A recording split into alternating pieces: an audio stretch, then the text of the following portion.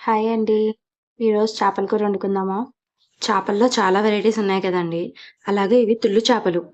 ముందైతే చేపల్ని చూపిస్తున్న విధంగా నీట్‌గా క్లీన్ చేసుకోవాలండి. 2, 3 సార్లయినా సరే క్లీన్ చేయాలి. తర్వాత ఒక మిక్సీ జార్ తీసుకొని అందులో ఒక 2 ఉల్లిపాయలు ముక్కలు కోసుకొని ఏసుకోవాలి. ఆ ఉల్లిపాయల్లోకి దాల్చిన చెక్క, ధనియాలు, జీలకర్ర, లవంగాలు, యాలుక్కాయి, సోంపు, అల్లం, వెల్లుల్లిపాయి అన్నీ కలిపి మిక్సీ పట్టుకోవాలి.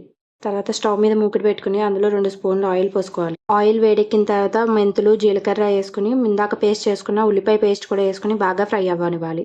ఉల్లిపాయ ఫ్రై అవుతున్నప్పుడే కొంచెం సాల్ట్ కూడా ఏసుకోవాలి. ఉల్లిపాయ ఫ్రై అయిన తర్వాత అందులో పసుపు, కారం ఏసుకొని కలుపుకోవాలి. తర్వాత మనం ముందుగా కడిగి పెట్టుకున్న చాప ముక్కల్ని కూడా ఒక్కొక్కటిగా ఏసుకోవాలి. చాప ముక్కలు ముందు వెనక బాగా తిప్పుకొని మసాలా బాగా పట్టిన తర్వాత ఒక 10 మినిట్స్ మూత పెట్టుకొని మగ్గనివ్వాలి. ముక్కలు మగ్గిన తర్వాత అందులో చింతపండు పులుసు పోసుకోవాలి. చింతపండు పులుసు పోసుకున్నాక ఒక గ్లాస్ వాటర్ పోసుకోవాలి. అంటే ముక్క మునిగేలాగా. తర్వాత మూత పెట్టేసుకొని దగ్గరగా ఉడకనివ్వాలి. లాస్ట్‌లో కొంచెం కొత్తిమీర చల్లుకొని దింపేసుకోవడమేనండి.